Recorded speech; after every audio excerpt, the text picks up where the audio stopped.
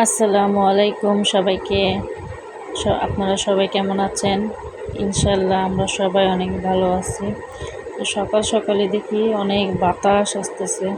তো ঘুম থেকে উঠেই পর্দাটা সরাই দেখি কি সুন্দর আবহাওয়া, মেঘলা মেঘলা, সম্ভবত বৃষ্টি আসবে।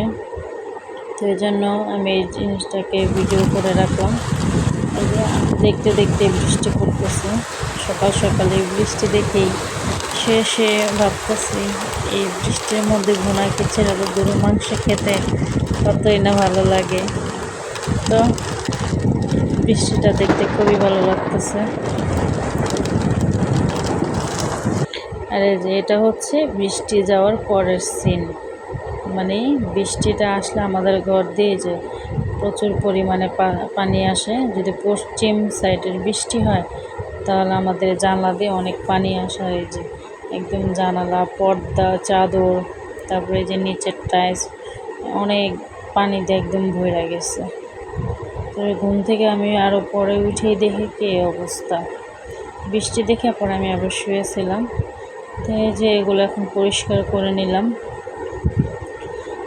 পানি একদম খাটের নিচ পর্যন্ত একদম ভরে গেছিলো। এগুলো পরিষ্কার করে এখন আসলাম জানালার পাশে। জানালার দেখি কি অবস্থা, বৃষ্টির ময়লা বাতাস ছাড়ছে, বাতাসে বালু আসছিল, বৃষ্টির পানিতে একদম বালু বালু কাদা কাদা হয়ে গেছে। দোনো পাশের ঠাই একদম নষ্ট হয়ে আছে। তো এখন এগুলোকে আমি একটু পরিষ্কার করে নেব, তা না হলে ছোটো বাবু আছে, এগুলো ধরলে আবার হাতে ময়লা পড়ে। তো এই তো আমি এগুলোকে এখন পরিষ্কার করে নিতেছি।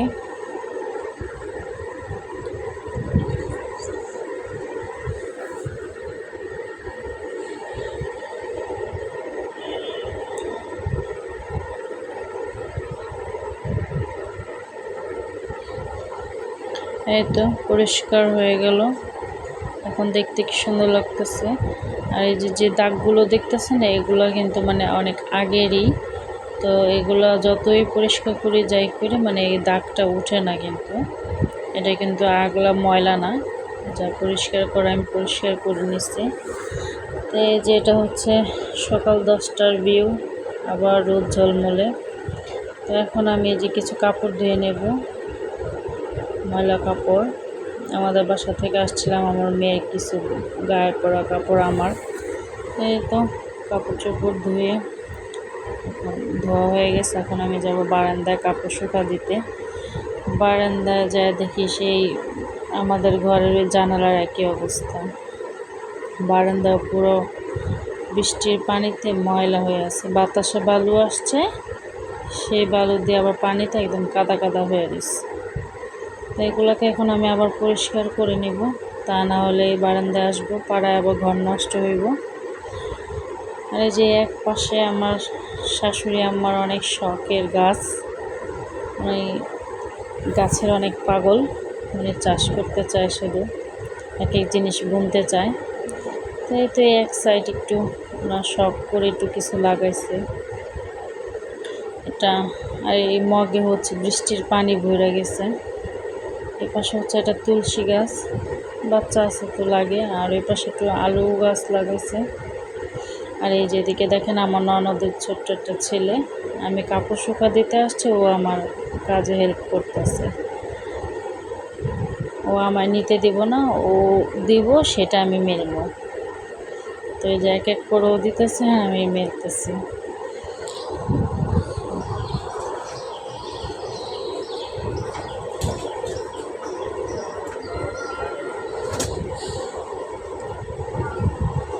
এই যে তার একটু পরে আসছে আমার মেয়ে, ওরা দেখছে আবার ও আসবো না, এখন দুজন মিলে আমার কাপড় দিতেছে, আমি কাপড় মেললাম।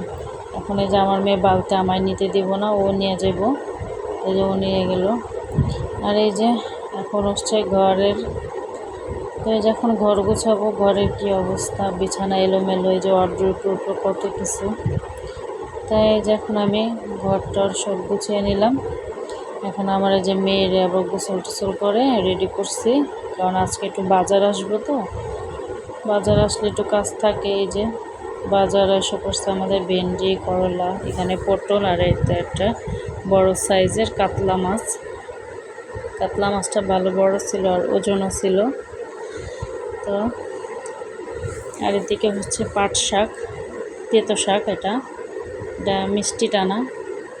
আর এই তো এপাশে আনছে আমার আরেকটা পাঙ্গাস মাছ। তো এটা অবশ্য বাজার থেকে কাটায় আনছে, এটা যাদের থেকে নেয় তারা কাইটা দেয়। আর এই যে এপাশে আমার শাশুড়ি কাতলা মাছ কাইটে নিচ্ছে। তো এখন আমি এটাকে পরিষ্কার করে নেব।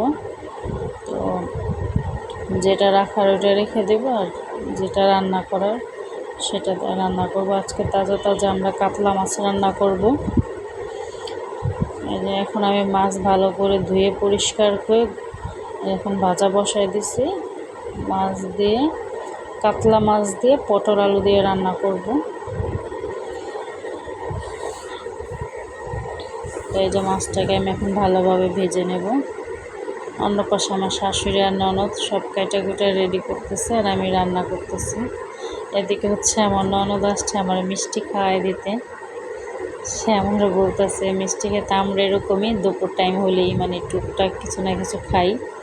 আমাদের খাবারই হইতেছে যে দুপুর টাইমে একটু শরবত বা হালকা একটু খাবার, কারণ আমরা মহিলা মানুষ কাজের ফাঁকে তো আর অত অন্য কোনো খাবার খাওয়া হয় না, একমাত্র বিকেল ছাড়া। তো এই জন্য দুপুরও মাঝে মধ্যে আমরা খাই টুকটাক হালকা পাতলা খাবার। রান্না করতে করতে দেখা গেছে খাইতে অনেক দেরি হয়ে যায়, এই জন্য একটু দুপুরের ফাঁকে কিছু খেয়ে নিই আমরা। তো এই যখন মাছ ভাজা শেষ, তো আমি এখন পটলগুলো ভেজে নেব। আমাদের বাসায় যে কোনো তরকারি মানে ভাইজা রান্না করা হয়, একদম কাঁচা কষাই দেয়, ওইটা আমাদের বাসার কেউ পছন্দ করে না। যে ভাজটা ছাড়ে যে দেখেন আমার ননদ একটু পরপর এক একটা নিয়ে আসে। এই যে এখন নিয়ে আসছে কলা, যে কলা খাও। তো আমি রান্না করতেছি বলে আর ভিডিও করতেছি, এই জন্য ও আমাকে খাওয়াই দিতেছে কলা। তো এই পাশে আমি পটলগুলো ভাজা নিতেছি তরকারির জন্য, আর অন্য পাশে আমার শাশুড়ি শাক বাছতেছে, আর আমার ননদ সব কিছু কাটাকুটি করে দিতেছে। আর এই যে তো এই তো ভাজা শেষ, এখন আমি তরকারি বসাই দিলাম, কাতলা মাছের তরকারি। আর এই যে অন্য পাশে এখন আমি একটা ভাজি বসাবো। এই পাশে যে মশলা কষাতেছি, দুই চুল একসাথে তাড়াতাড়ি রান্না করতেছি, যেহেতু বাজার আসতে একটু দেরিও হয়ে গেছে সেজন্য। তো এই পাশে এখন আমি ভাজি করব হচ্ছে লাউ দিয়ে আর পেঁপে, লাউ আর আলু একসাথে ভাজি করব। এটাকে এখন এই যে আমি এখন লবণ দিয়ে দিতেছি, আর পরিমাণ মতন পেঁয়াজ মরিচ দিয়ে আমি বসাই দিছি। আর এই পাশে তরকারি হয়ে গেছে কষানো, আমি এখন ঝোল দিছি পরিমাণ মতন। এখন ভাজিটাকে একটু নাড়া দিয়ে দিব। তো এখনও আপনারা যারা আমার চ্যানেলটাকে সাবস্ক্রাইব করেননি, অবশ্যই আমার চ্যানেলটাকে সাবস্ক্রাইব করবেন এবং পাশে থাকা ছোট্ট বেল আইকনটি প্রেস করে দেবেন, যাতে আমার প্রতিটা ভিডিওর নোটিফিকেশান আপনারা পেয়ে যান। তো এদিকে যে কথা বলতে বলতে তরকারি হয়ে আসছে, এর মাঝে আমি আবার চলে গেছিলাম। মোহন আমার মেয়ে বিরক্ত করতেছে, সে ঘুম আসবো, তাকে ঘুম পাড়াই দিয়ে আমি আবার আসছি। তো এই যেদিকে আমি এখন ভর্তা বানাবো, সরিষা ভর্তা। আর এই পাশে এটা হচ্ছে স্পেশাল একটা জিনিস, এটা হচ্ছে বিক্রমপুরের একটা শাক, মানে আমার শাশুড়িনারা বিক্রমপুরের মানুষ, তারা শাক খায়। এটা হচ্ছে তরকারির টেস্ট পুরোটাই বদলায় দেয়, এটা দিলে তরকারির স্বাদ অনেক ভালো আসে। তো তরকারি নামানোর কিছুক্ষণ আগ দিয়ে শাকটা দিয়ে দিলে এটা ভালো। তো আমি যে পরিমাণ মতন শাক দিয়ে দিলাম, আমার তরকারি শেষ পর্যায়ে হয়ে আসছে। এই যে এখন আমার ভাজিও হয়ে গেছে, ভাজিটা একটু ভাজা ভাজা করে নেয়, কাঁচা কাঁচা ভাজি আমাদের বাসায় আবার তেমন কেউ পছন্দ করে না। তো এই যে আমার ভাজি তরকারি হয়ে গেছে, এখন আমি বসাই দেব পাট শাকের ভাজি, পাট শাক ভাজি করব। তো যে একটু বেশি করে পেঁয়াজ দিতেছি, কারণ এটা যেহেতু তিতা শাক, একটু বেশি পরিমাণে পেঁয়াজটা লাগবে, তা না হলে খেতে ভালো লাগবে না। আর একটু মরিচটাও বেশি পরিমাণে দিছি, আর একটু বোম্বাই মরিচ, যেন এটা ফ্লেভার গ্রানটা আসে খুব ভালো। তো আমি এই যে পরিমাণ মতন একটু লবণ দিয়ে দিতেছি আর একটু হালকা পানি দিছি যেন শাকটা ভালো করে সেদ্ধ হয়। এখন আমি শাক দিয়ে দিব। এই শাকটা ভালোভাবে রান্না করতে পারলে এটা কিন্তু খেতে খুবই ভালো লাগে। দলা পাকায় থাকলেও এটা খেতে ভালো লাগে না। এই যে এখন আমি ভালোভাবে এটা ছাড়াই নেব। যে দলা পাকানো থাকে এই দলাগুলো আমি ছাড়াই নেব। ঝরঝরা হলে শাকটা, এই শাকটা খেতে ভালো লাগে। আর এই পাশে আমি যখন ভর্তা বানাই নেব। এদিকে যে সরিষা ভর্তা আমি বেটে নেব। আমরা পাট শাকের সাথে যে সরিষা ভর্তা খাই, এটা খেতে খুবই ভালো লাগে আমাদের কাছে। আমি এই খাবারটা শিখছি আমার শাশুড়ির থেকে। আমি শ্বশুর বাড়ি এসে অনেক খাবারই শিখছি, তো এখন খেতে ভালোই লাগে। তো এটা হচ্ছে সরিষা। আর এই যে এখন আমি শাক নেড়ে নিতেছি। একদিকে শাক বসেছে, আমি আর একদিকে ভর্তাটা বাইটে নিতেছি। যেহেতু অনেক দেরি হয়ে গেছে জন্য তাড়াহুড়ো করতেছি।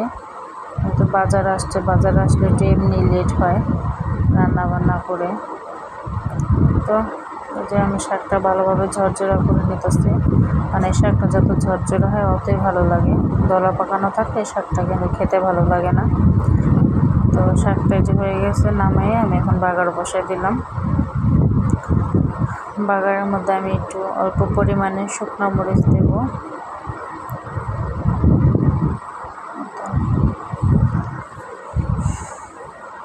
শুকনো মরিচটা একদম লাল লাল করে ভাজা হয়ে গেলে তারপর আমি অল্প পরিমাণে কিছু রসুন দিয়ে দেব। এই তো আমার শুকনো মরিচটা ভাজা হয়ে গেছে একদম লাল লাল। আমি এখন পরিমাণ মতন রসুন কুচি দিয়ে দিতেছি। তো রসুনটা একটু হালকা লাল হয়ে আসলে আমি অল্প পরিমাণে পেঁয়াজ দেবো, বেশি দেবো না, কারণ যেহেতু আমি শাক ভাপানোর সময় পেঁয়াজের পরিমাণটা একটু বেশি দিচ্ছি, এই জন্য এখন অল্প একটু করে দেবো। এখন অল্প একটু পেঁয়াজ দিয়ে দিলাম। একসাথে দিলে কি পেঁয়াজটা একটু বেশি কুচি মিহিন, তো এই জন্য পেঁয়াজটা আগে কালারটা এসে করবো, তো একসাথে কালারটা আসবে না, এই জন্য আগে রসুনটা দিয়ে পেঁয়াজটা পরে দিলাম। এই দেখুন একসাথে ভালোভাবে কালারটা আসছে। আর এই বাগার আমি দিয়ে দিলাম শাকে। এখন এটা ভালোভাবে মিক্স করে শাক হয়ে গেছে, আমি শাকটা নামাই ফেলবো। তার এই যে অন্য পাশে আমি ভর্তা বেটে নিছি। ভর্তার শেষে আমি একটু করে সরিষার তেল দিলাম। এটা এখন ভালোভাবে মাখায় নিব। যাদের ঠান্ডা সর্দি আছে তারা এই ভর্তাটা ট্রাই করবেন, একদম ঠান্ডা ভালো হয়ে যাবে। আর আমার অন্য পাশে সমস্ত রান্না শেষ। তরকারি, ভাত, আর হচ্ছে এদিকে ভাজি, পাট শাক ভাজি, লাউ দিয়ে আলু ভাজি, আর হচ্ছে ভর্তা। আর এই হচ্ছে রান্নাঘরের অবস্থা, যা প্রতিটা ঘরেরই এরকম। রান্নার শেষে সব কিছু এলোমেলো অগোছালো থাকে। তাই আমি একটু আপনাদের সাথে শেয়ার করলাম আজকে আমার ডেইলি ব্লগ। তো এই যে আমি এগুলো সব ক্লিন করে নিচ্ছি, পরিষ্কার পরিচ্ছন্ন করছি। যে বেসিন সব কিছু আমি এখন পরিষ্কার করে নিচ্ছি। তো এখন দুপুরের সময় আমরা সব এখন খাবার খেয়ে নেব। তো এই তো খাবার খেতে বসলাম।